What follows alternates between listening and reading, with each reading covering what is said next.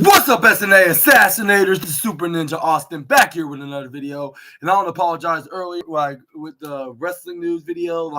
I was having some very bad technical difficulties on my computer at the moment, and my webcam. So that's why I didn't immediately made a second clip of the video. But I'm gonna ask you this question, about Orange Cassidy, about him, about his what's your reaction on this opinion about the Ring of Honor show, and do you think it's everything like everything the opposite what everybody would think of it is, or do you think it's basically just the irrelevant developmental show, which that kind of sounds a bit harsh for the show, the referred as, even if it is true. But let me know down in the comments section right down below about that. But let me know in the comments about the wrestling news, which one was your favorite one. I would say probably about Friday Night SmackDown, because we had every match on tonight was so very amazing and very tremendous, and it was exactly what you would want to see on a 3-hour show, with some good matches, even if it's long as heck. But it was still entertaining storytelling, and we got teases of a feud with the World Championship, which some say that it's a possibility, according to some online, whether if it's from news articles or videos about there's some rumors going around with two particular stars going at it in the feud over the WWE title. And also we got possibly two different baby faces turn, one in the women's division and the other one from the tag team. But we're gonna get into that in just a moment. And we got a very, very, very intriguing main event, when it came to the Bloodline match between the new Bloodline, Sami Zayn, Jimmy, and Jey Uso, and Tama Tonga, Jacob Fatu, and Soul Cole of the new Bloodline. But we're going to get things started with the American Nightmare, Cody Rhodes, coming out to the ring,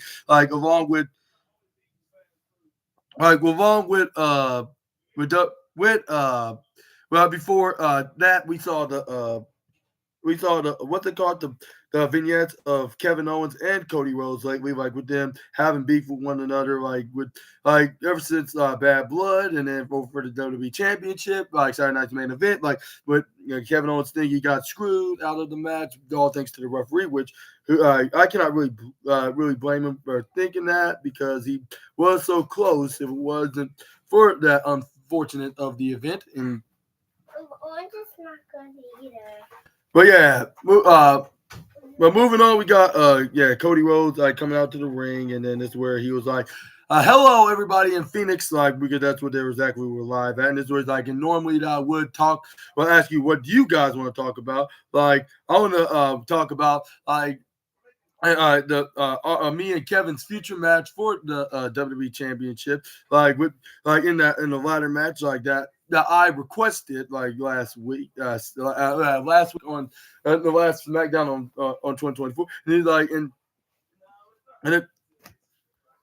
and then I also want to talk about WWE is in the cusp of success, in both professional wrestling and in entertainment, and this is where then he continued by stating.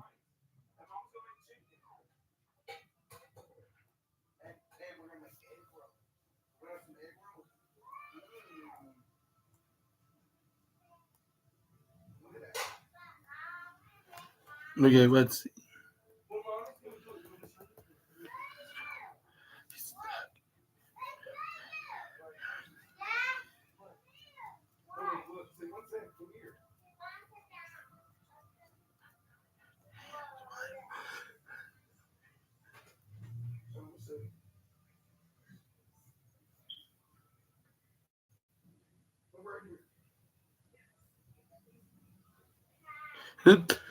And this is when Cody Rhodes is and timing is a fun thing, in this industry, we're on the cusp, WWE is on the cusp of changing everything, not just about what I'm doing WWE, not just about sports entertainment, what about pro wrestling? I get started tonight. when SmackDown going to 3 hours in Phoenix, and I was like, yeah, I've never thought this moment would have came. Like, even if you told me years ago about this, is where then fans start cheering about. This is where then Cody Rhodes like, and now we got Monday Night Raw going to Netflix in the next 3 days, which there was a mixed reaction with that as well. This is where Cody Rhodes yeah, it's my excitement, and like it's tempered ever since, ever since we tempered, and he's like, and much as I like to be involved in the show, like I wouldn't be so involved, because technically I am not cleared to wrestle. Like I believe that's in kayfabe, because he's selling the injury that Kevin Owens did, like when he did him with that pile driver about a few weeks ago. Is where we got Drew McIntyre came out, and it's interrupting him without anybody calling him out. I was like, why is he coming out here? And plus, didn't he say on that interview, especially what I just talked about here on the SNA podcast, on the wrestling news earlier, that he don't even give a care about going after championship gold. He just one thing that's on his mind is revenge. But it was him just being friendly and just trying to sweet talk him, because he gave him a big old hug, because he must have remembered they used to be tag team partners, and they even won tag team championships like about 15 years ago. But it's where then Drew McIntyre, after he did all that, is where he was like I am not here to hurt you, Cody. Like I am here to help you. And then this is where I was like, gee, I wonder what it is that he's trying to help. He thinks that it's about the new old bloodline? Like, I don't think that's a good. I don't think that's a good idea, because he has no problem with the OG blood. But this is what Drew McIntyre said. Like, good. He was like, but he said but we go way back from years ago. Like, yeah, I'm cool with you. And the dudes that you pay in the top, the centerpiece, that we talked about here, in the future, this is the greatest generation in the history of this company. Not the 80s era or the new generation, the golden, the attitude, the ruthless, the PG. No, this is the best wrestler that we had in this half a century of this existence of the company. He was like, and you're the freaking quarterback of this industry, which I would say, yeah, for sure. He's, my opinion, some say Tom Brady, but I'd say more better, the Patrick Mahomes. But this is where we got Drew McIntyre. I feel how when it comes to when it comes to the top, when it comes to authority trying to hold you back, because you have a very what's that very difficult and very difficult and critical injury right now. But there's a guy that's coming in pretending that he's the actual world champion, and then prancing around with the belt, thinking thinking he's actually the championship, and WWE just allowing and promoting him with that said replica title. And yeah, he did call it a replica championship. If it's if he bought it from WWEshop.com, which he kind of does, but that's the actual real thing from the 80s, back all the way back in the late 80s, I believe, or mid 80s, whenever it was out. But yeah, this is where we got Drew McIntyre added. Then and that, and then this is where then Drew McIntyre then added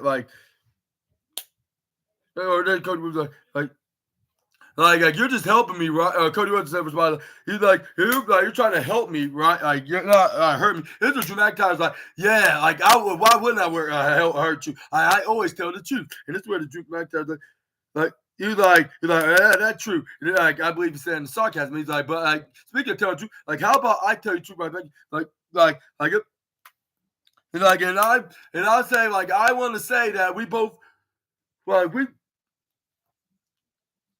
this was and I could say we were at our toughest times, and then we managed to pick ourselves right back up, reinvented ourselves outside of this company, and then we come back and finally finished our stories respectively to win the WWE Championship. And I think that's true, because Drew McIntyre did it in 2020, when he became world champion, but he came back by 2017, while Cody Rhodes left in 2016. But he managed to came back in 2022, and 2 years after that, he became WWE champion as well.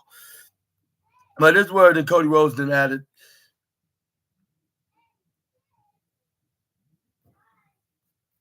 What else he adds onto the promo? It's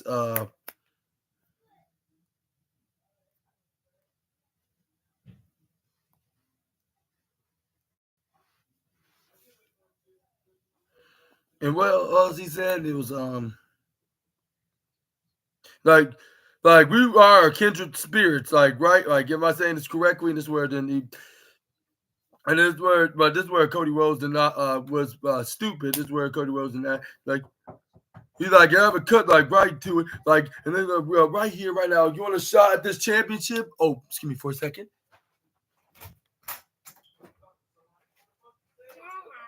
Yeah, go ahead. You're welcome. But that's where Cody Rhodes then added saying, what he said, like you come and get like how about we do this right here, right? Like if you want to shot this championship, like we might as well if that's the reason why you're out here, like come and get that opportunity. Like because yeah, like the last time I checked, like we didn't had a fair shot at this, so why not do it right now? This is what Drew McIntyre is like Cody, it's similar that we are. Like you're gonna tell the truth one day, like but as soon as we go, like we're like they're not gonna care like what we have been like if we already gone, like it doesn't matter to them. Yeah. Yeah, just let them have one. But it's weird that Drew McIntyre didn't responded back. I mean, yeah, also add like on the response by stating, and one more thing, Cody. And this is where then he told him that this while before leaving the ring, this is where he's like, you need to watch your back. And right after he just said that, like about 5 seconds later, this is where Kevin Owens comes in and starts attacking Cody Rhodes. Just beat him down. This is where then Cody Rhodes had to fight right back, and then this is where then.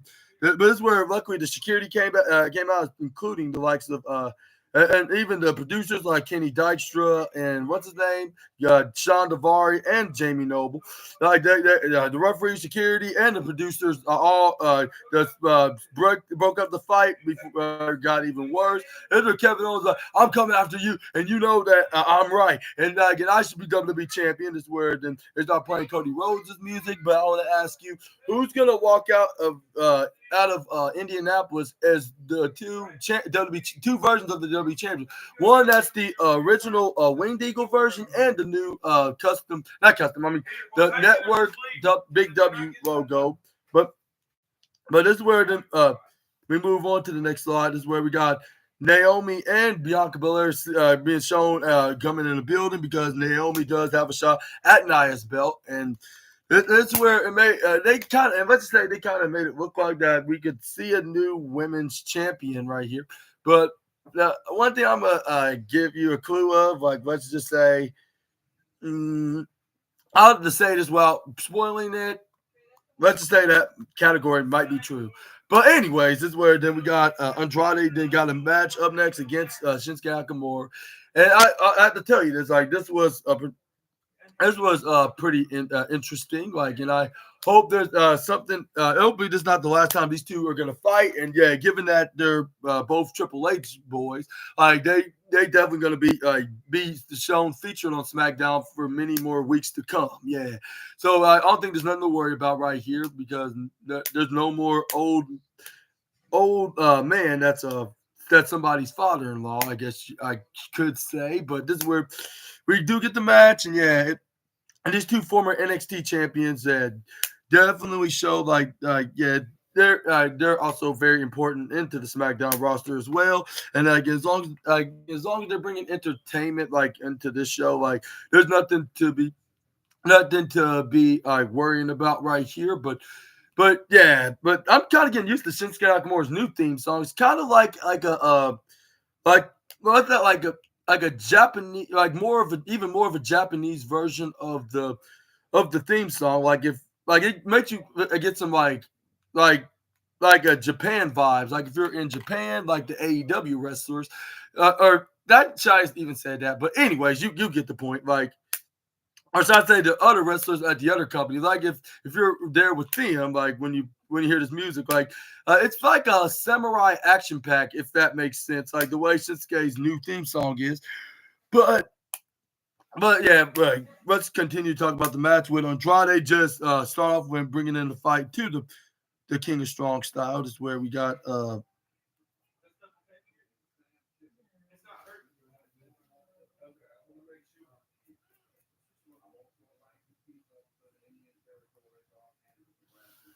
and what else happened? And then this is where we got But yeah, this is where when the partial house, what's that called, powerful force and all of professional wrestling came on. Now it's a commercial break, but this is where we got Shinsuke Nakamura try to go for the what's that called, that back suplex majiki maneuver. But this is where we got try to count out of it, hit that what's that decoy boot and elbow strike right into the face. This is where it only got him a 2.5 count. Like if it's a quarterback on a football team, generically would call during the play. But this is where we got Shinsuke Nakamura didn't move out of the way after he got Irish whip right into the upper right corner side of the turnbuckle. Like went on try to go for a drop kick, but he had got hit right into the midsection, right into the turnbuckle. So Shinsuke Nakamura took advantage of this and then kneed him right into the midsection. This is where Shinsuke Nakamura brought him back in the ring. This is where he put him away with the reverse version of the Kinshasa, which is him hitting him right in the back of his head for the 1, 2, 3. And the winner of this match, your current United States champion, Shinsuke Nakamura. But this is where he was about to do a post-match beatdown, but this is where LA Knight then surprised him, brought him with exactly what Nakamura deserves. Well, that's in LA Knight's mind.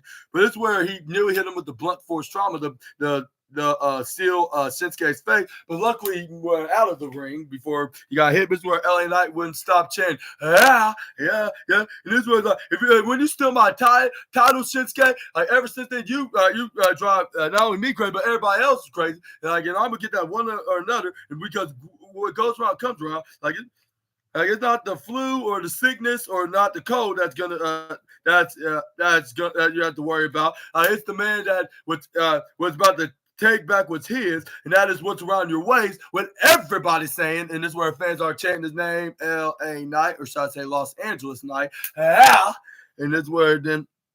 But this is where we got a future match been booked. But who's gonna win this? Let me know in the comments down below.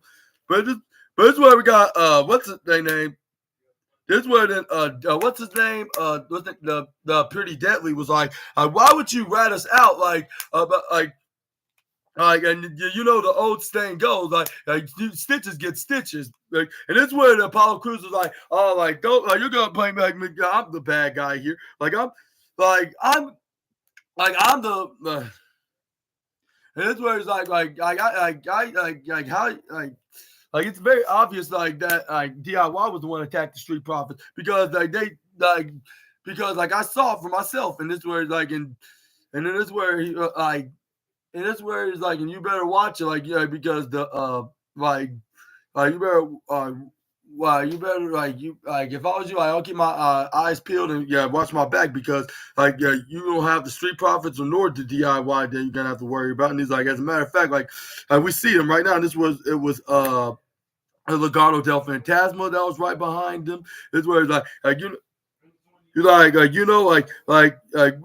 made it better is that if you're gonna do something if you're gonna mess with the familia, at least you have done it to our faces. This is where then. But it's where they nearly got into a fight with them. This is where they asked why did they lied to Nicholas the Ridiculous and the Street Profits that they were the ones that did it, and they didn't do anything.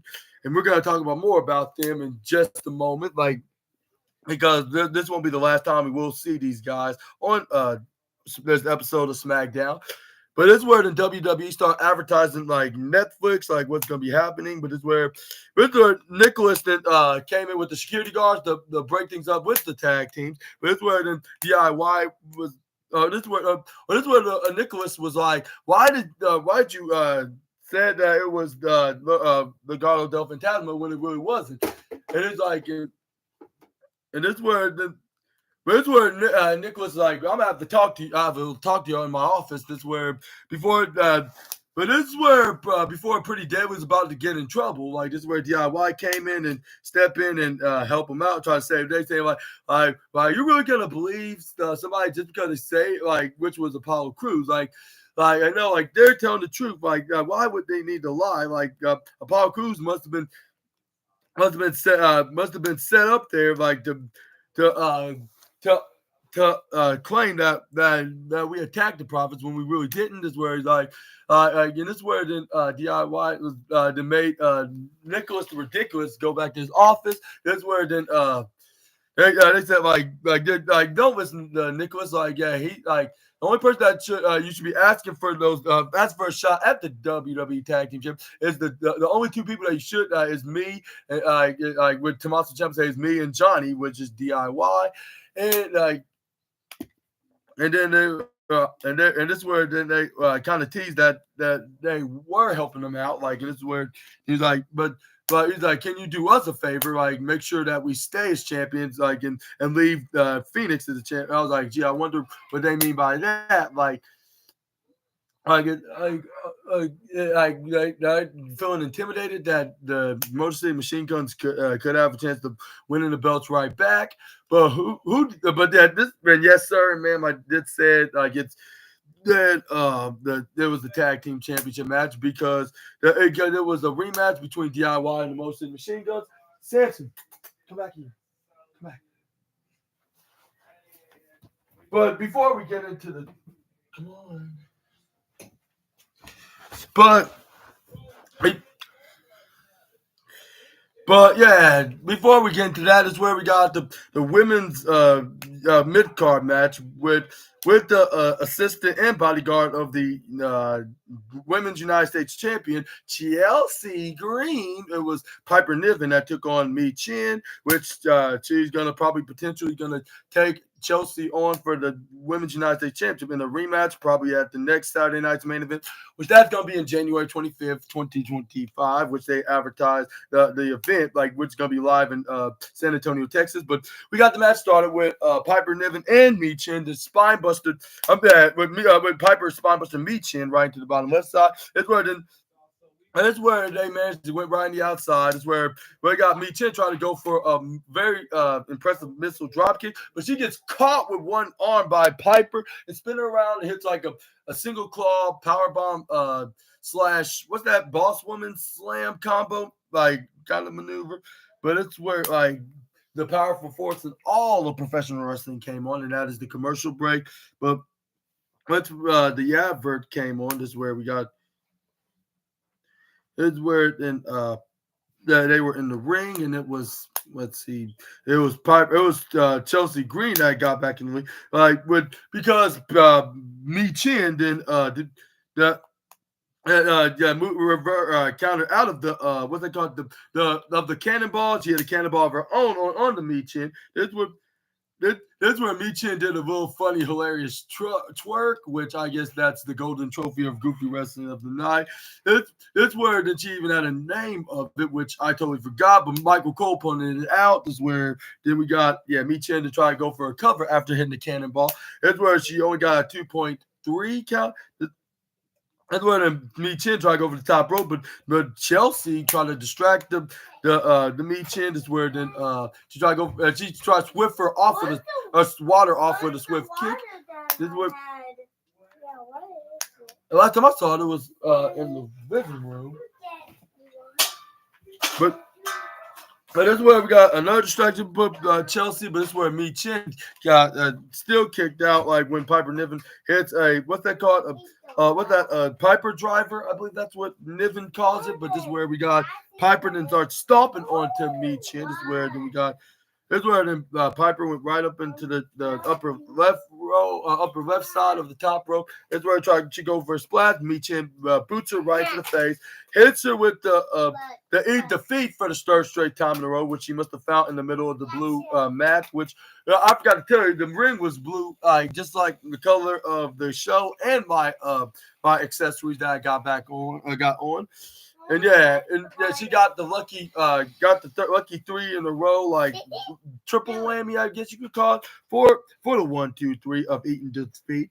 But let me know in the comments below. I think they did a pretty good job making this in the mid card division, because if you're gonna try to make it just as try to promote the women's mid card scene just like the men, do it correctly, because this is just a SmackDown feud that it should stay on the blue brand and nothing more further, only just maybe occasionally on B+ pay-per-views. But they did a super terrific job the way they did it. But yeah, Mi Chin's the winner. But even though we all know that Chelsea's going to hold on to that title for a little while, at least for a half a year, until the middle of 2025, 5, yeah. But I want to ask you this question, and probably only once. And who do you think that's gonna be? Okay, 1 second. But yeah, who do you think that's gonna be the one to dethrone Chelsea? Let me know down in the comment section right down below. But moving on to What? That one? No, it's.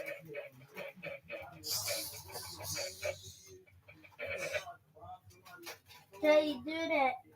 Keep going. Keep going.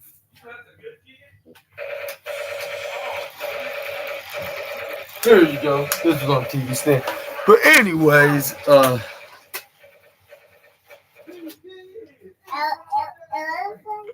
but let's let's continue. But because this is where we got Paul Heyman got into the building. This is where, but before we seen him in the ring cutting a promo about what's gonna be happening this Monday, like in this tribal combat match. This is where we got in-law from the Bloodline family, I guess you could say, like was none other than Naomi, because they were promoting her because she has her major women's championship match up to date.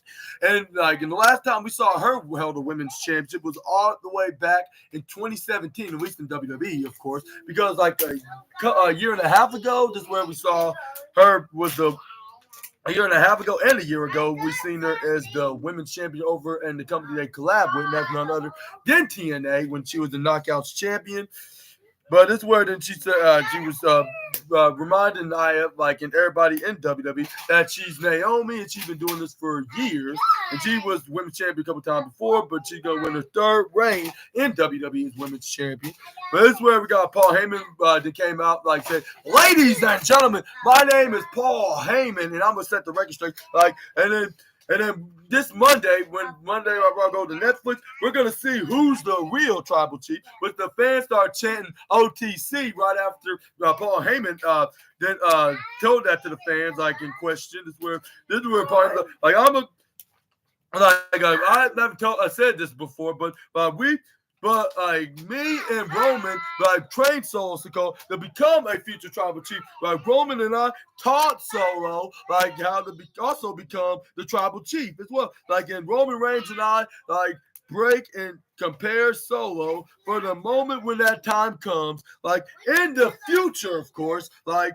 When I say the future, like I really mean the future. Like when Roman Reigns stepped out at the head of the table, like ahead of the table, like ahead of all of WWE, like and yeah, the NOI family, of course. And this is where this is where Paul was like, and then Solo like then bring the tribal chief, and he's like in that WrestleMania, what the heck happened then? Like after 10 years, like after the revenge against Seth Rollins, like and Roman Reigns like could not. Like and finally got like when Seth Rollins and then Cody Rhodes to his massive credit like took advantage of that blind spot and now he got a 1 and a 2 and a 3 and Roman Reigns that's all it's gonna take.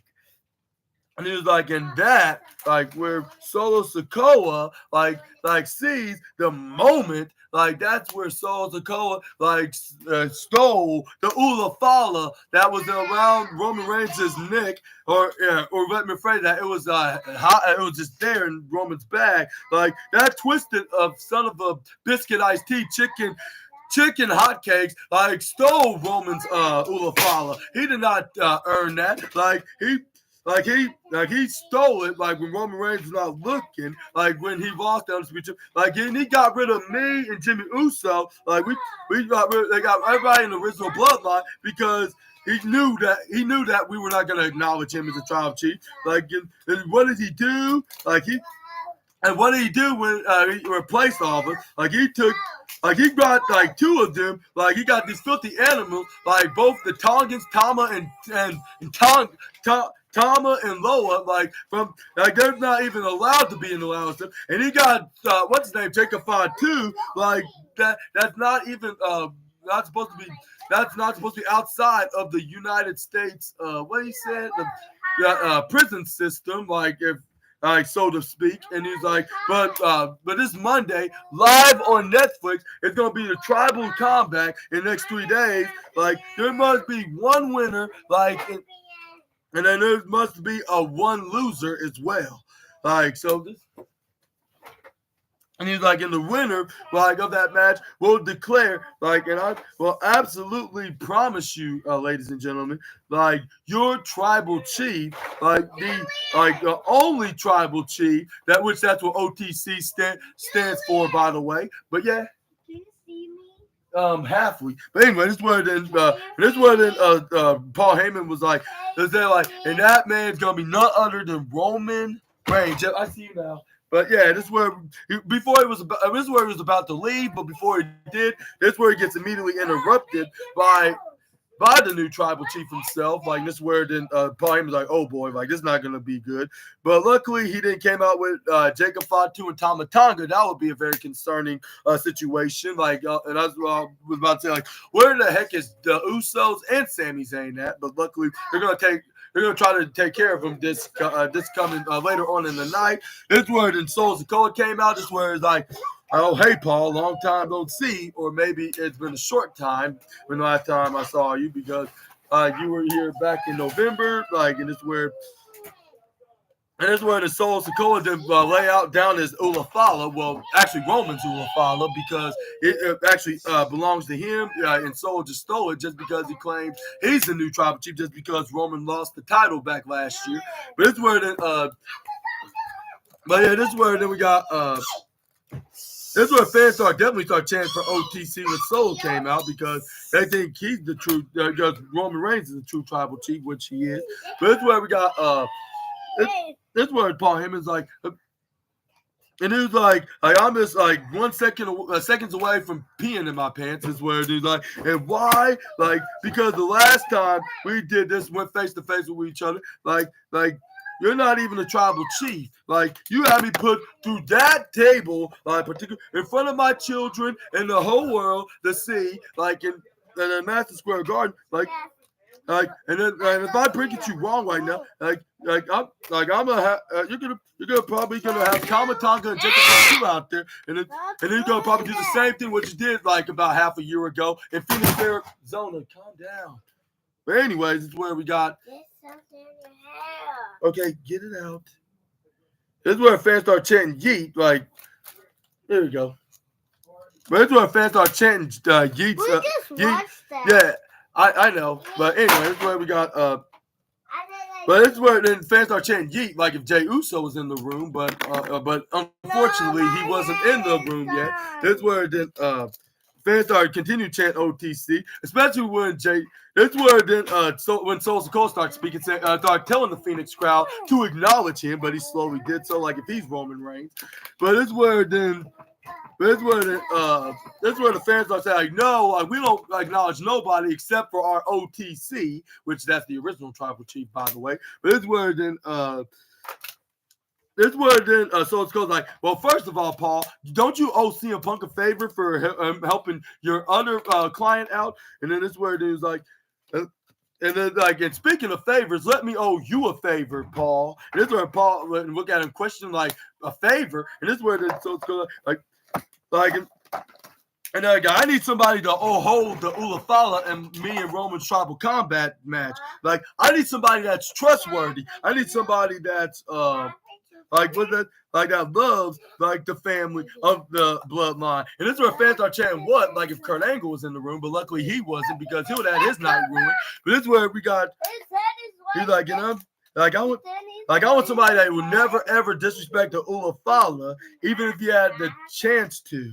And this is where he's like so this Monday, if Roman does beat me, and this is where he's like, and hold on. This is where Paul Heyman's like, if, like, what do you mean, like, if, like, because, like, isn't it possible that it's gonna happen? This is where so then told him to shove I'm speaking it. This is where like you put the Ulafala right onto his neck, and I will acknowledge him as the tribal chief. That's only if he does. And this is where he's like, but if I win, you have no choice but to put the Ulafala on my neck, and you, Roman, and everybody in the arena and in the N2 Center in Inglewood, California, to acknowledge me. Here's where the fans start chanting like. And that's where fans are continuing to chant OTC, OTC, because they want the real tribal chief and the original tribal chief. But it's where then, and it's where, but it's where then his music started playing. It's where then Paul Heyman was about to get out because that was his cue to leave. It's where he's like, all right, I'm stepping out. This is where he did so. This is where then Stone Cold then had his hand on his chest like if he's singing the national anthem for a football game. But this is where we got the Motor City Machine Guns send a message to DIY, and this is where then they were still ranting about Johnny Gargano betraying them. Like they've been they know them like brothers like since they got here. Like they keep, and it was like if we have to work hard in order to get where we at right now, and that's absolutely true. Like when you're looking at it realistically, but this is where then. But it's where it's like, and they refer to Johnny Gargano as a wolf in sheep's clothing, and then it's like, and then it's like when they first got the WWE, like it took them like 3 matches to win the tag team championship, but tonight it's only going to take them one match, to get them back, to get those title back. And they're like, bang, and this is where they look like a tag team WWE version of the of that Switchblade guy over at the other company, but it's where we got Do It Yourself comes out, and you already know who I'm referring to, and that is DIY taking on the MGMC or the MCMG, the Motor City Machine Guns. But this match, I'll say probably I'll say the blue ribbon of the night, while the silver trophy, I'll say the. I'd say maybe.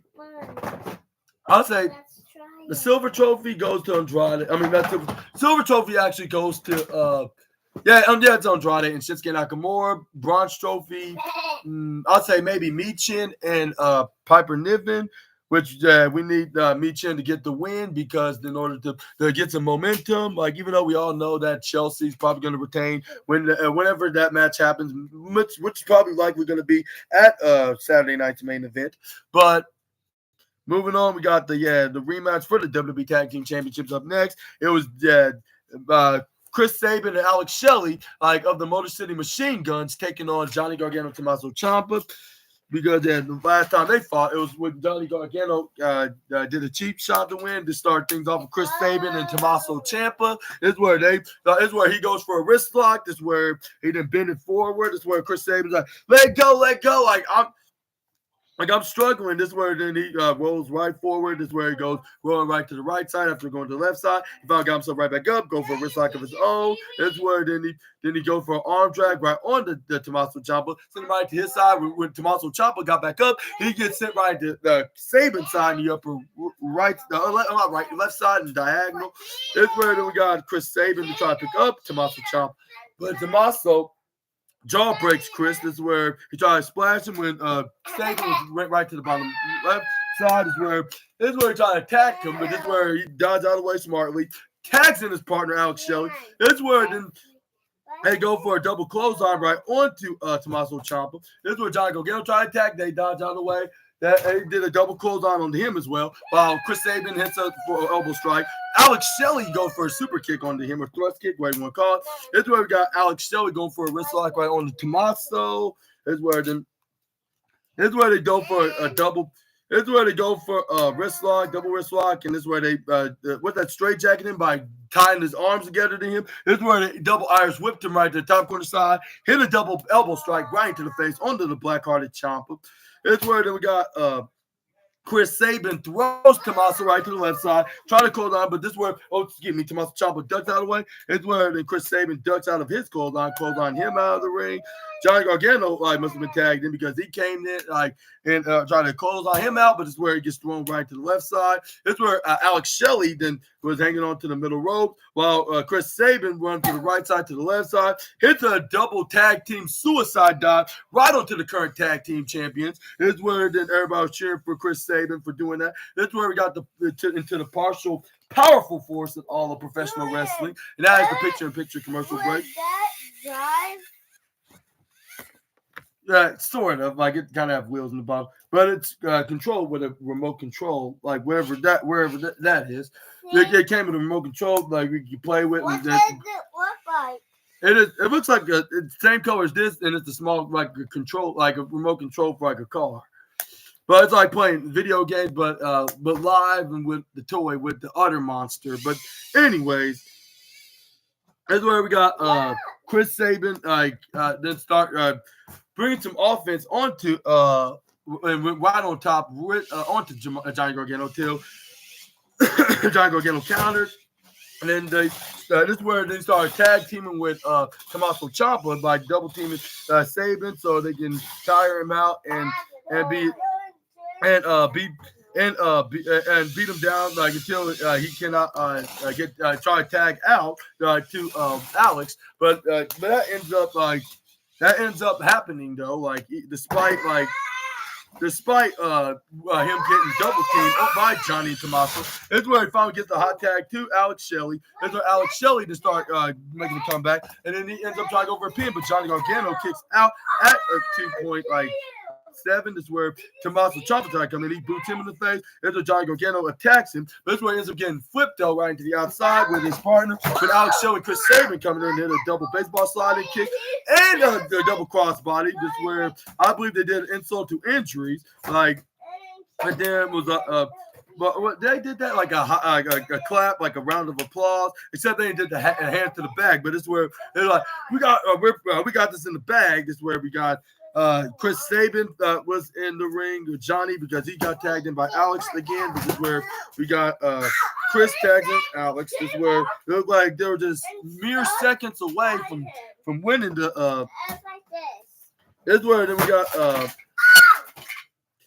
This is where they try to go for a double team onto Johnny, but it's where Johnny's going for strikes like left, right, left. But it's where he gets hit with a knee strike by Alex Shelley when coming back from the right side, and an enziguri by Chris Sabin. And they did a double super kick right into the face, and this is where they probably would have gotten away with it and became a two-time champion if it wasn't for that meddling bald menace. But it's where then we got.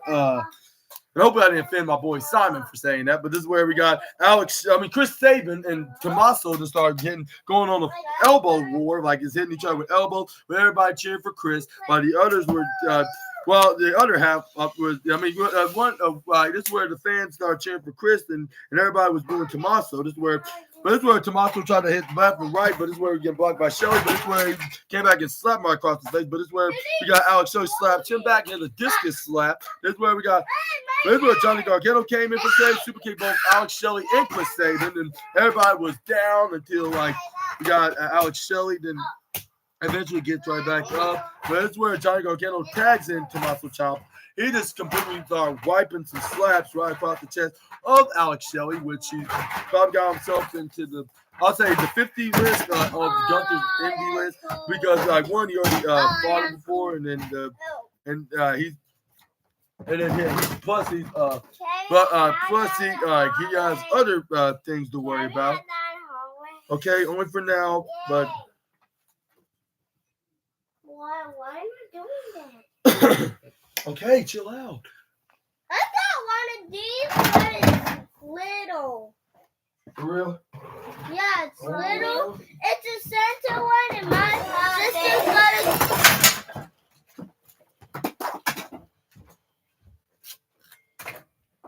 What the hell is this? I don't understand what's wrong with my phone. It's so stupid. His head came off. And I have some things. Julian. Yes. What is his head? Yeah, what is his head? When the last time you had it? It was on his head. Are you sure it's not out in the hallway?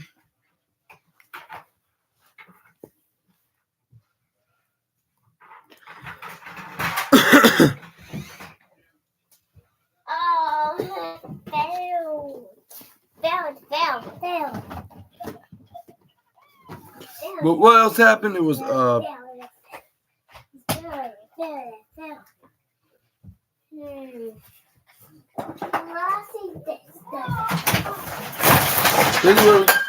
Be careful. Can you clean up? Yes. That's why you want to just carelessly grabbing stuff.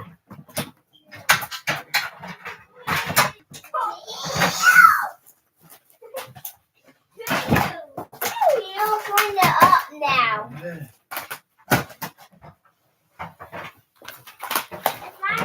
Anyways, assassinators without any further delays. This is where we get.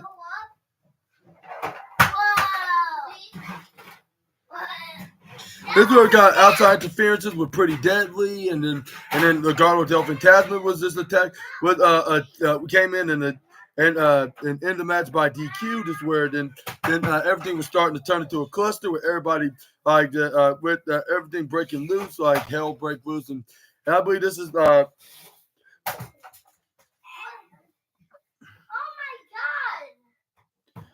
But it's where we got the motor, and this brawl ended with the Motor City Machine Gun doing the crossbar, but DIY like sitting right by the commentators on the announce table. Is where then they were like, "We're still your tag team champions," because it was a no contest or DQ.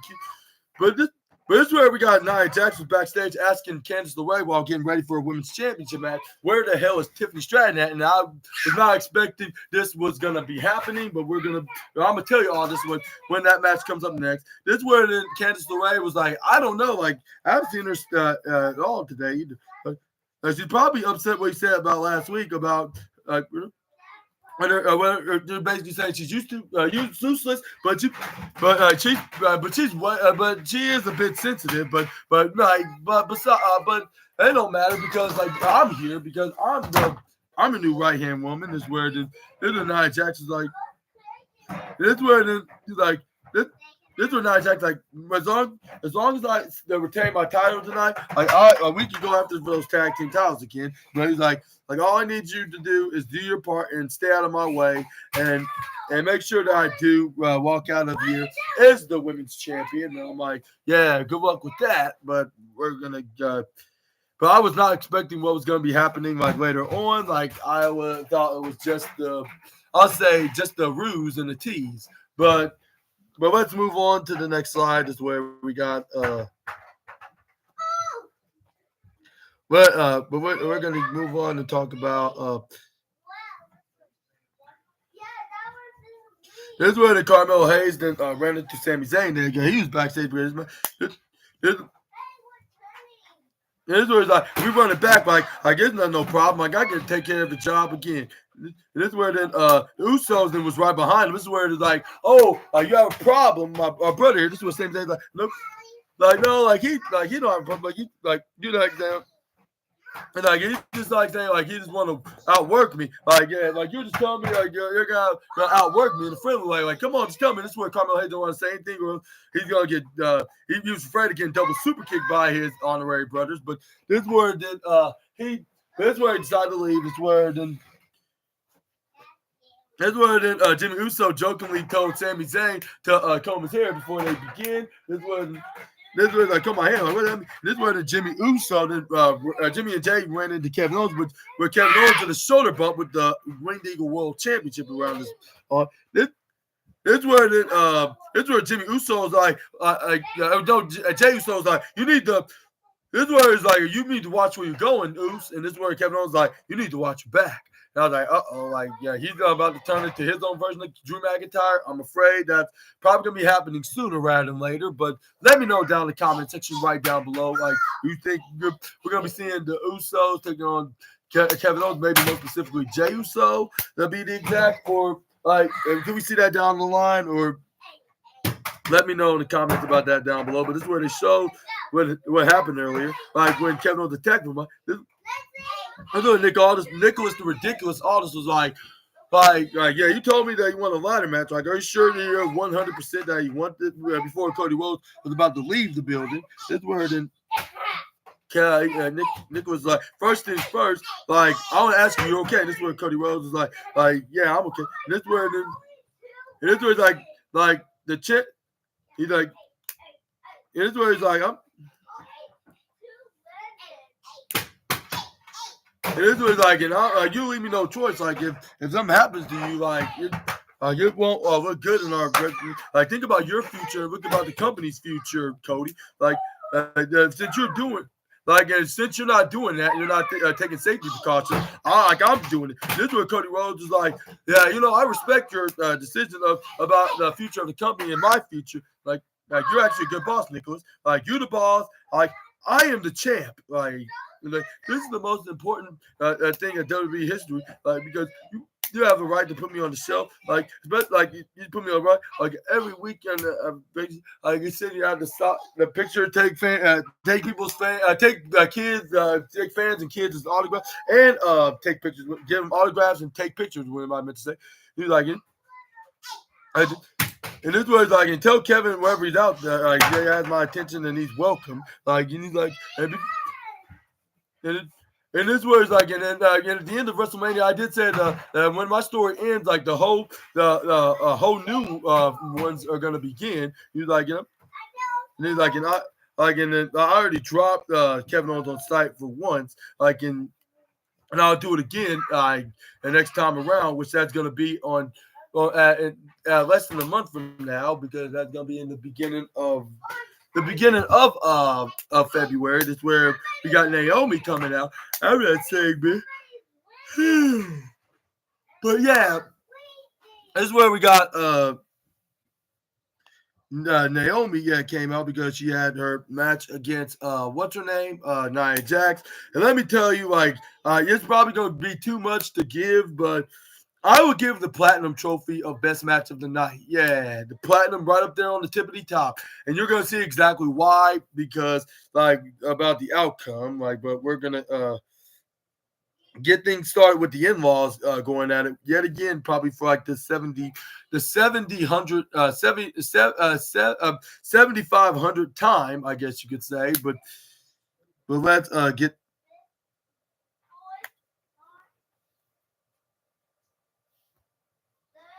Here's where we got, let's see,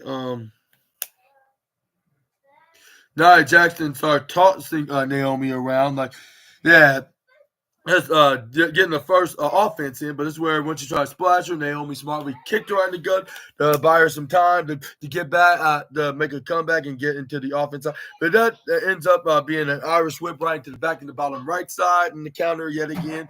This is where we got Nia, then picks up Naomi. This is where she throws her right to the upper left side. This is where Nia Jax trying to go for a tag, but she's a good tripped over by Naomi. And then Naomi starts legs, drop strikes. This is where she started going for swift kicks until Nia Jax grab onto her leg, sweep her, and hit her face first, right onto the ring. This is where we got Naomi trying to clothesline Nia Jax out of the ring to the left side, but she ends up getting flipped right over that side. But Naomi countered to a kick, like a leg sliding kick, like split up. This is where she tried to springboard, but she ends up getting headbutt right into the face by the Irresistible Force and her cousin-in-law, not to mention. That's where then we got Nia Jackson at what else happened? It was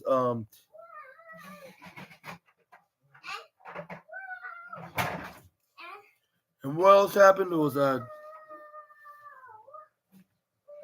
this was Nia Jax then came back when Naomi was trying to hit some strikes, left, right, left. But she ends up getting body slammed by the Irresistible Force. Followed up with an elbow drop. This is where then we got Nia Jax trying to go for a pin, but this is where we got Jessica Carr got 1, she got a 2, but Nia Jax only got a 2.3, if I'm mistaken. This is where Nia Jax was like, this cannot be right. This is where she started going for a headlock onto Naomi. This is where Naomi's like, you can do all the tricks in the book, but I'm not giving up. This is where fans are chanting for the glowing wrestler. Again, it's been like almost a decade, actually, like nearly 8 years since the last time she held singles WWE gold. But this is where she puts Naomi right into the pole, like shoulder first. She gets hip attacked right into the face. This is where Nia Jackson started mocking Naomi by doing her pose. This is where she tried to go for a power bomb, but this is where Naomi started hitting some right hand right to the face. But this is where Naomi tried to fight out of this, tried to she takes a page out of Eddie Guerrero's nephew's playbook, which is Mr. Chavo, and this is where she hits the what's that, like a reverse poison rana into like a wheelbarrow roll up, but this is where that ends up only gonna be like a 2 even count. This is where Nia Jax she got back up with Naomi. This is where she goes for a clothesline. This is where Nia Jax tried to go for the Annihilator, but she didn't got no luck because she went to her unusual spot, like right to the upper right corner side. This is where Naomi Swift kicked her right off, and this is where she hits a double foot stomp. This is where we got Naomi. This is where Naomi got up and hit a leg drop, like a splitting leg drop, let me refrain. This is where she tried to go for a pin, but she only got a 2.3 again. But this is where then we got Naomi then picks up, re-pick up, what's her name, Nia Jax, but she ends up getting headbutted. She gets it right to the bottom left side. Nia Jax tries to spear her, but this is where Naomi moved out of the way. This is where then Naomi then hits a leg drop split, face, jawbreaker of some sort. This is where Naomi then go for a suicide dive, catches Nia Jax right into the bottom. On the bottom corner side is where Naomi picks up Nia Jax, where she sends her right back in the ring. The going wrestler then slides back in there too. This is where Naomi then go for a double axe handle. Like this is where she tried like plenty of times, but this is where like Nia Jax. But I get up with Naomi springboard right here last time. Hits a big insecurity right into the second rope. This is where we got Nia Jax trying to go for clothesline. But this is where Naomi then show that she's honorary Samoan material because she hits a Samoan drop right on her of her own, like slams Nia Jax, taking a page out of Nia's playbook, insult to injury, maybe not, given that she's a part of the bloodline family, even though it's by law. But it don't matter when it comes to being a family member. Like, yeah, family can be in any shape or any form, but this is where we got both women were down. This is where we got Naomi then putting Nia Jax right into the bottom right side corner, where Nia Jax would normally would successfully hit an Annihilator, but this is where we got Nia Jax then placed a counter, and this is where she placed her into a tree of woe position. This is where she hits a running hip attack right onto the midsection on the Naomi.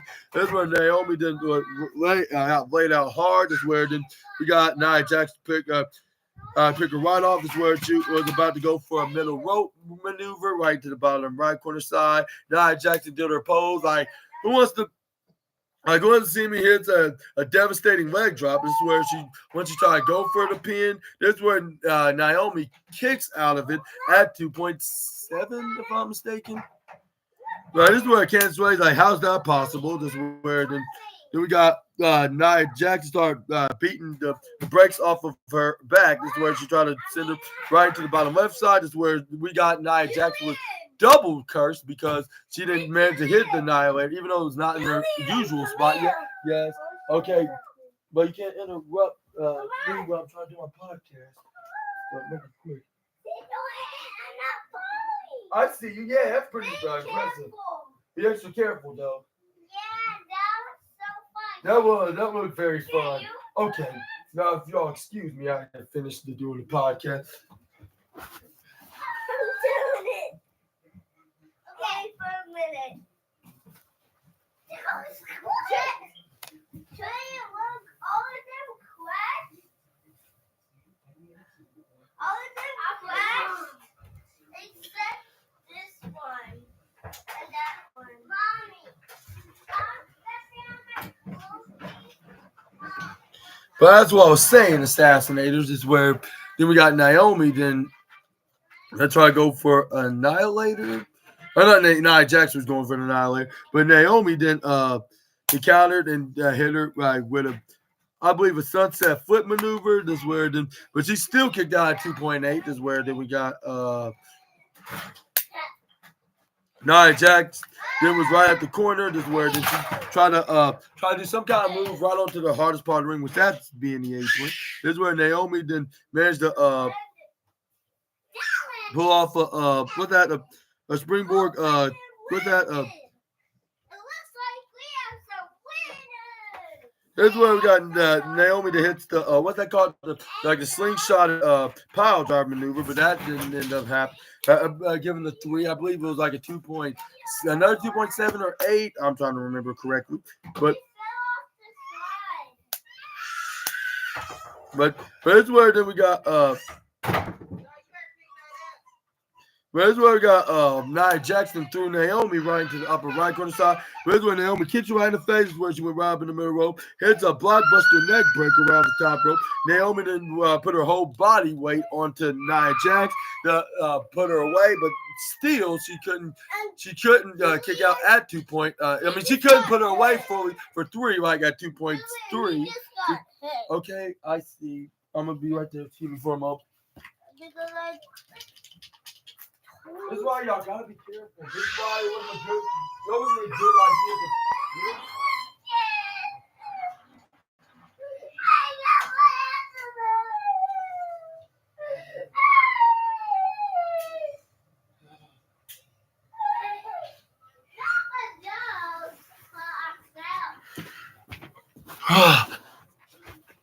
But this is where we got Naomi was keep trying to get in there to get the 3 count, but nothing wasn't working. Even got it only 2.99 out of 9.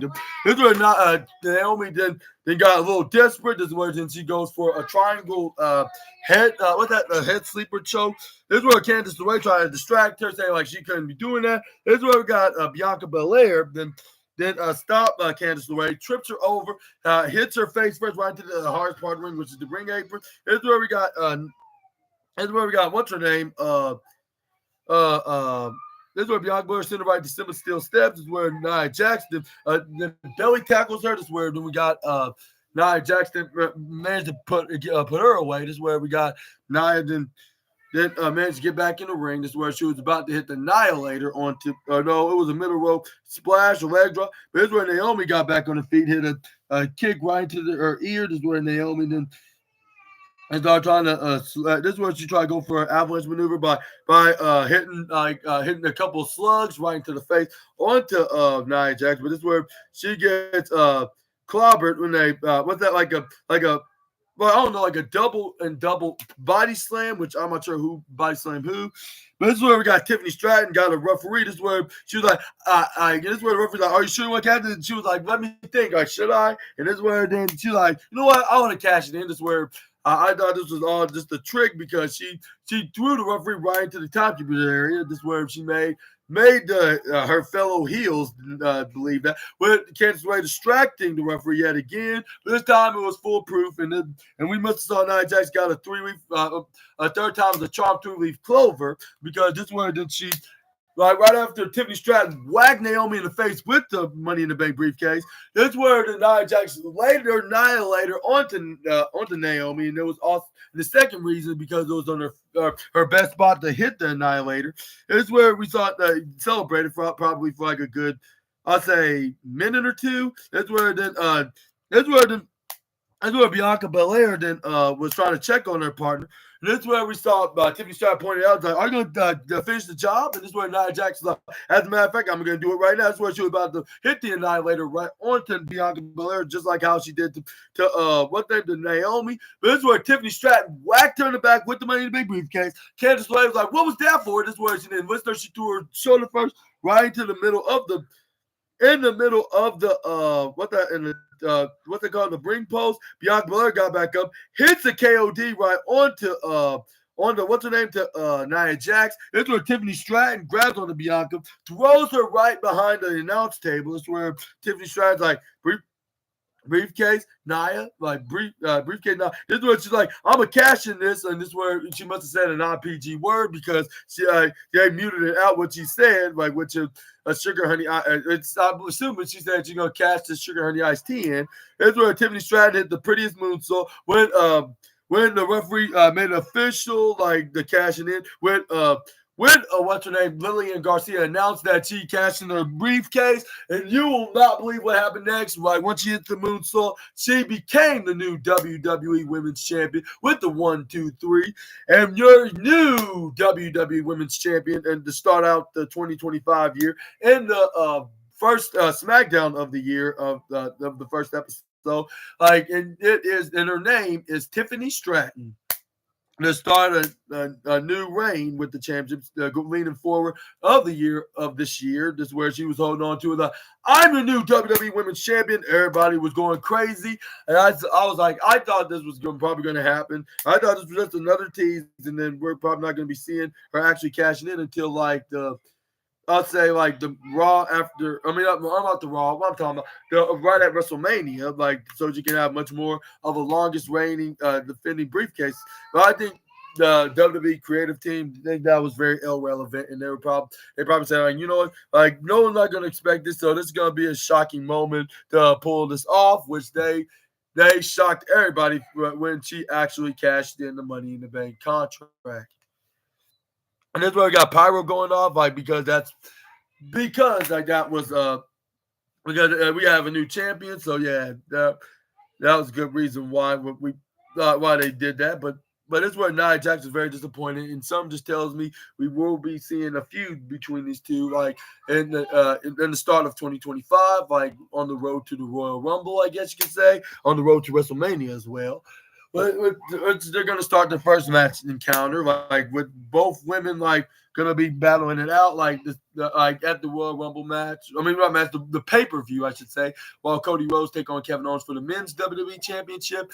But who do you want to win? Do you think it should be Tiffy or Nia? Since Tiffy already won, I think they should keep on that title on her at least until WrestleMania. If not after that and more, maybe they should take the title off her like at a SummerSlam or much more. Even if it's a B plus pay per view, it don't have to be like major event. But that's what makes it extra special. Which that's what even probably Triple H thinks. Like that's the reason why they mainly wait until to change titles on big shows. But even if it's a B plus pay per view, like as long as the story makes sense, like I would like to see a title change, like on events like this. But let's move on to the next slide and let's get into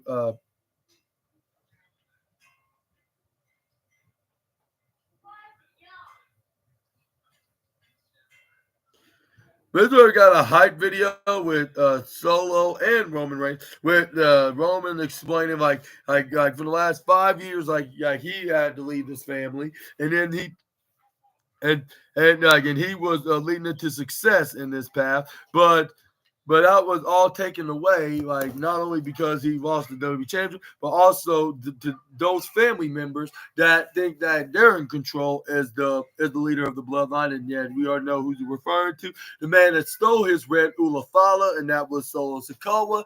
And it's where the Solo Sikoa. That's what they showed with Solo Sikoa. Like you can't not have a tribe. You can't be the tribe chief if there's no tribe on your corner. You like, and like the only tribe chief that's in here now is only him. But that's where we got the narrator saying like there only could be one tribal chief and one man that could lead to the family's future into this into the legacy of this business. But it's where they show the graphic that it will. This is where they show like at one vignette they show both men like saying like you will like at the same time acknowledge me without with which was very interesting to see. But who do you want to see become the next tribal chief? Let me know down in the comments. But this is where we got very impressive hype segments backstage. First, we saw like the Jacob Fatu saying like, "I love you, Solo. I worship you. I pray to you. I acknowledge you." Like he normally do. Like, and you will like acknowledge him, or there will be consequences. But this is where we got but once they got into the ring, and this is where we saw the fans start cheating away. I was like, wait, are they? Did they know that Jey Uso's going to come out? But how? And this is where I was like, oh, because they're about to go come out from the audience. This is where fans start yeeting because they met him backstage. It was their favorite wrestler, the Yeet Master, and Sami Zayn and Jimmy Uso, his brothers. This is where they came out with Jey Uso's theme song, "Just Me, Us," with everybody waving away, including even Lillian Garcia was doing it like. Just me, Oos. Day one, it's just me, Oos. And this is where we got the match started with Jimmy Uso and Jacob Fatu, with them going back and forth until main event Jey Uso came in and intervened and sent Jacob right into the corner. And then this is where he did look very invincible at this time. But this is where he tags in Tama Tonga. This is where they start grappling with what's his name, take a cheap shot. what's his name? Tama Tonga knees him right in the midsection. Follow that up with a headbutt right to the face. Is where he started hitting some right hands right into the head and started stomping onto the Jey Uso. This is where then this is where we got this is where we got Tama Tonga to start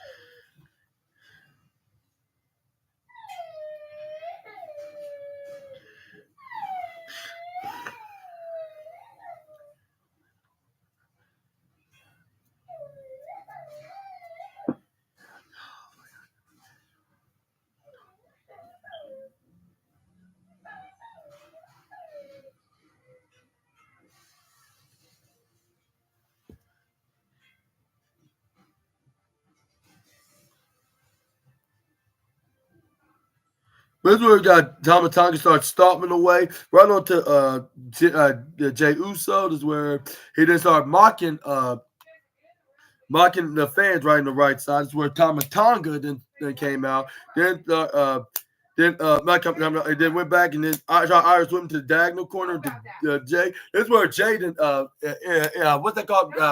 Intercept and counter and threw Tama Tonga instead right to the diagonal side into the upper right corner turnbuckle. This is where he grabbed onto his leg, did a Achilles lock. This is where he tags in what's his name, Sami Zayn. Sami Zayn hit an elbow drop right in the middle rope, hits Tama Tonga right into the face first right into the tumble.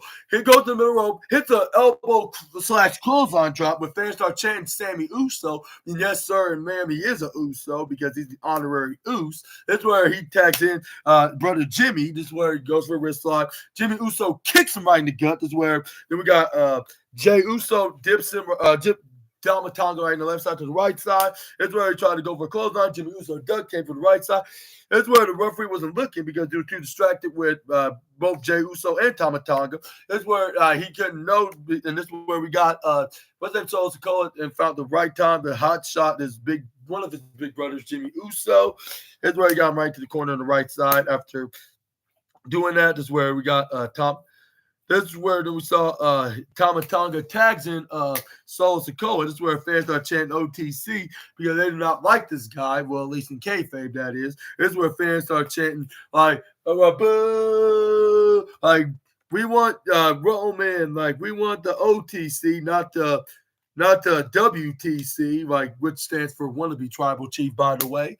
But this is where he hits this is where then he hits a headbutt right onto what's his name to Jimmy Uso. This is where he's like, get your big ass up, and this is where he started kneeing him right in the shin drop, like with the referee's like, all right, like he's on the corner 1, 2, 3, 4. This is where then he let go, but this is where then he hit a snapmare like arm, arm like a shoulder lock until finally Jimmy Uso got out of it. This is where he managed to tag Sami Zayn. This is where he got Solo Sikoa, hit some right hands to the face. This is where he just dipped to the right side, then went to the left side, ducks Solo Sikoa's clothesline in the process, came to the right side. Go ahead. This is where then he goes for a clothesline onto Solo. This is where then we got yes. This is where we got Solo Sikoa. Ah, don't hold on to it. It's wobbly too. I know it's wobbly, but it's not going to help when you hang on to it. Can you help me? Magic, close the door. Okay, I'll close the door right after.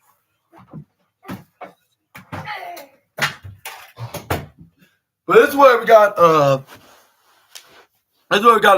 leaping maneuver. This is where the Sami Zayn hit a splash on the Solo. This is where he hits a right hand, where the fans start counting along with the honorary Us. This is where when he got the 10, this is where Tama Tonga tried to come in and attack him, but his plan went backfired. This is where he gets elbowed right into the face. This is where Sami Zayn to try to go for an elbow drop, but this is where Solo countered it and caught him and hit a spinning solo right into the middle of the ring. That's where he took right back over. That's where we went into the partial commercial break because it was the partial powerful force in all the professional wrestling, and that is the commercial break. And then that's where then they showed the whole time they were doing a three-way tagging out more than the New Day doing it when they do this their respective foot stomp. That's where we saw like Solo tags and Tama. He hits his maneuvers onto Sammy. Then Tama, when he got there, he tagged in Jacob. This is where then he started going for some strikes. This is where then we got. But this is where he tags my back. I tags the Tama back in the ring because they sent Sammy right into the right corner side onto the concrete floor. He had the elbow drop of his own, like I believe he was doing some insult to injury kind of stuff to Sammy. This is where he hit him face first right onto the out the announce table. Sammy got back in the ring, trying to crawl and try to tag in either Jimmy or Jay. But this is where Solo gets tagged in. He stomped him right into his back. He's like, "Where do you think you're going?" Like, yeah, you're the weakest link. Like, you're not gonna be doing anything, and plus, like, I'm gonna make an example out of you, and what I'm gonna do with Roman Reigns, and then I totally forgot one spot. This is where we got. Oh no, I don't think I got it there yet, but this is where then he then drag him back in the ring. This is where he tags in Tama Tonga. Was it? Yeah, this is where Tama Tonga then came in the ring. This is where then he hit. He started hitting some elbow, hand strikes. Just started repeatedly hitting some strikes with Sami Zayn trying to hold him back. Like this is where then he was like, no more. This is where then Tama Tonga's like, okay, like you want like no more from me. You want some more from Jacob? This is where they're like, no, and this is where they took it as yes. This is where then Jacob fought. He was like, you don't acknowledge my tribal chief? I'll make you acknowledge my tribal chief with him hitting a running hip attack onto him, hitting the face first right into the corner, like boom. That's where then he backed it up. Is where they started doing the wiggle worm dance. Like he's like, yeah, yeah, my tribal chief give me these powers. We gotta pray, worship, and love and acknowledge him. And that's where then he hits an uppercut right afterwards. Is where we got Sikoa got back in the ring, hitting some repeated headbutts on the Sami Zayn. He's like, yeah, I see that you're cracking and snapping. Like, yeah, like I want to see more of your weaknesses, Sammy. That's where he started hitting some more headbutts. That's where Sami Zayn that came back and hits a headbutt right back at him, or was it a clothesline? Or something that laid him out. This is where he tags in man of it, Jey Uso. This is where you got Tama Tonga then he gets tagged in by what's his name by Soul Skull, but he did not have that fire like Jey Uso had because he was there waiting for a very long time. This is where he was all fired up and was doing his comeback moves like the right hands, like if he's his cousin, the final boss. It's where he nearly hit a small drop, but this is where Tama Tonga moves out of the way. It's where he hits right into the turnbuckle when Jimmy Uso came out of there. This is where he hit a double insecurity. This is where he tags in Jimmy Uso, his brother. This is where he spears them right into the midst. And this is where Jey Uso hit a splash right onto Jimmy and Jey Uso. This is where they go for a double shoulder tackle onto the cousin Tama. This is where they do a double elbow drop, like with them having a handshake. This is where they got Jacob Fatu came in and then he tried to close on, but he ducked out of the way, double close on him out of the ring. This is where then Tama Tonga tried to take advantage of this moment, given that Jimmy or Jey Uso was the one that was the one that was the legal man. He tried to hit the most devastating move in all the professional wrestling. This is where he only got a 2.5 count, like a quarterback would call generically. This is where we got Jimmy Uso then hits a back suplex / neck breaker, like if he was that former guy that dressed in style that's from Los Angeles. They used to be friends with the Miz, but that's a different video for a different day. But he only got a 2 point, I'll say, but that neck breaker, that was like a 2.4, but this is where we got Solo Sikoa came in, but it's uppercut by Solo. This is where we got Tama Tonga throws Jimmy Uso face first right off the post. That's where we got Tama Tonga hits like a guillotine jump like DDT to try to get a win. He might have would have gotten well, not exactly because Jey Uso kicked out 2.8. That's where Tama Tonga's like how he's still energetic right now. This is where then you like I just don't get it. It's where he tagged in what's his name? Jacob Fatu saying like, I believe and I worship pray, love, and acknowledge Solo. And this is where we got what's his name? Body drops him right to the right side. Jay Uso. This is where Sami Zayn gets tagged in, but he also tagged in Jimmy Uso. This is where they were taking turns of hitting the running hip attack with the fan. With Sammy and the Usos chanting "ooh" and the fans say "so" in response, like twice. This is where Jay did it first, Jimmy did second, and even Sammy did it as well, showing that he's bloodline material as well, just like Naomi. But he's not an in-law; he's an honorary family member. But this is where they close on Tama Tonga and Solo Sikoa off the apron. This is where they did their respective handshakes to each other. This is where they had a double suicide dive onto Tama and Solo. This is where Jimmy Uso go for an Uso splash right onto Jacob Fatu. Once he try to go for a pin, though, this is where Jacob Fatu kicks out at just 2.99999999 double triple nine minus 1 point away from being 3. This is where Jimmy Uso's like, how does that not put him away? But that's where then we got to try to go for it. Try to go for it again. But it's where Jacob Fatu then hits not one but 2 straight triple moonsaults, triple dipped moonsaults, I should say. Well, no, he hit a splash, actually. I apologize. He hits that werewolf splash, actually. That's what's called. He hits a triple moonsault. This is where, once you try to go for the pin, however, this is where, how it ended, it was,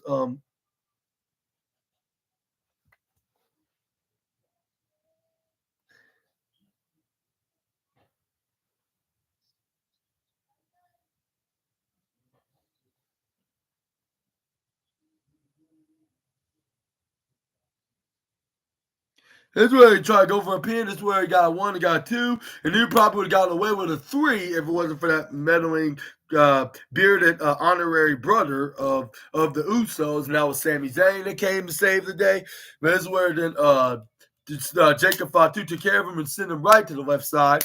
Then Jacob tried to go for, I believe, impaling DDT until he gets speared right to the upper left side. It's where Jimmy Uso tagged in Jay tagged in Jimmy. This is where Jay got the top while Jimmy got him at the bottom, started spearing him. This is where then they hit a double thrust kick or super kick, I believe, what they call it, which is their finishing maneuver. I believe the second. This is where Jacob Fatu went grounded to the ground. This is where he tried to go for a pin. One of your big brothers, Jimmy Uso, not Roman yet. Like, that's not until 3 days. Speaking of 3 days later, like, which is going to be when Netflix, WWE moves to Netflix, because where we saw Drew McIntyre, man, that Jay is about to be facing on Monday Night Raw. This is where then once he got distracted, Jacob Fatu thought this was a perfect distraction by clotheslining him, but he ducked and went right to the Uso went to the right side.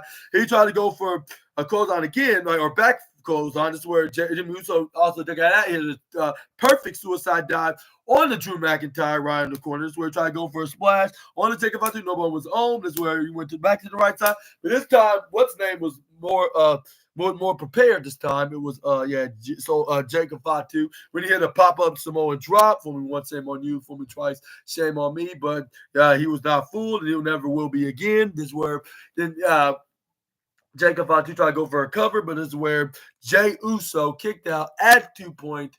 This is where Jacob Fatu like, of course he would do that as my signature. It's where then he was about to hit the triple moonsault. This is where then so it's called hey, like tag me in. Like, don't you love me, don't you? This is where Jacob Fatu's like, yeah, I love you, and I worship, pray, and acknowledge you as well. But this is where he tried to go for a running hip attack, but Jay Uso moved out of the way, right on time. Ducks out of a clothesline from Solo. This is where he clothesline on him. But this is where he thought that Jacob Fatu still was the legal man. It's where he then tried to go for a spear. This is where then he followed up with an Uso splash. And this is where Michael Cole's like, you don't realize that Solo, his younger brother's the legal man. This is where it was too late because this is where Solo Sikoa came in, spiked Jay right into the right side of his neck. Went for the pin, and Sami Zayn tried to save his honorary brother, but he was unsuccessful. That because he was just an inch. He was an inch short, like when Solo got the 1, 2, 3 in the winner of this match, the New Bloodline. It is where It's where then it's where then Sami Zayn's like, curse this. It's where then so it's called like 3 down and only just one more to go. And it's where it's like, speaking of one, it's where then they put their ones up. It's where then they're like, and I'm coming for you, Roman. And that's the next WWE event that we will be covering. And we're gonna tell you like who walked out of Los Angeles as the tribal chief, because they will be debuting on Netflix like this coming Monday. Which is gonna be the returning 3 hours as well. And who do you think is going to win this tribal combat match along with the other matches I mentioned? And this is probably the last time I will be mentioning about Roman Reigns against Solo Sikoa. But Friday Night SmackDown did a super tremendous job. The 6-man tag match gets the golden trophy of the night, obviously. And again, I hope you all enjoyed the show. And for those that watch, and let me know in the comments how you would rate it and how you love the show. Like, while I would give it about, since it was a pretty good show, like from start to finish, and maybe this is probably giving it too much, but it did lead into the stories, like what if it's in the mid-card division. As long as it stay that way, I don't see not much of a problem with that. And then they did some pretty good storytelling when they came to the tag team division as well. We saw the face turn of the Los Garza and probably the whole Legado del Fantasma, just because Pretty Deadly ratted them out and lied to them, and also the Street Profits and Nicholas the Ridiculous. When they claim that it was them that attacked the Street Profits and not DIY, because they must have been bribed, because it was for the tag team champion, because for future shot of the tag team champion, which they're probably going to be getting in the future. But I would expect both, not only the Legado del Fantasma, but also the Street Profits will be after them. Like, they're going to cause them to become tag team champions, because not only they lied to the Street Profits, but also to Legado del Fantasma by framing them like when it really wasn't them. And the tag team division is on fire right now. It has that prestige that it needed for a long while now, which they finally returned into WWE's division.